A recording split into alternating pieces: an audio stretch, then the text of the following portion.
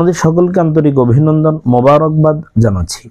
দিনী ভাই এবং বোনেরা, আমরা গুরুত্বপূর্ণ কিছু জিজ্ঞাসা জবাব নিয়ে আপনাদের সামনে উপস্থিত। একজন প্রশ্ন করেছেন, মোহতারাম, একজন আলেম গায়রে মাহরাম মহিলাদেরকে শিক্ষা দিচ্ছেন, এটা আসলে দিতে পারবেন কিনা, এটা কবিরা গুনার অন্তর্ভুক্ত হবে কিনা, এমন লোকের পেছনে সালাত আদায় করলে সালাত আদায় হবে কিনা?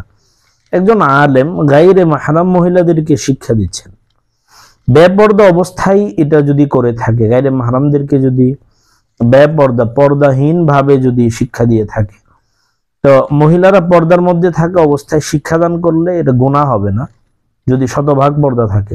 তো বেপর্দা অবস্থায় যদি এটা করে, অবশ্যই এটা গুনাহ এবং কবিরা গুনাহ হবে। রাসূল সাল্লাল্লাহু আলাইহি ওয়াসাল্লাম একটি বাড়ি নির্ধারণ করে সেখানে মহিলাদেরকে দিন শেখাতেন, কিন্তু আল্লাহ রাসূলের মতো দিলের অবস্থা আমাদের নয়। এমন আলেমের পিছনে নামাজ আদায় করতে বাধা নেই, কারণ ইমামের পাপ মুক্তাদির উপরে বর্তায় না।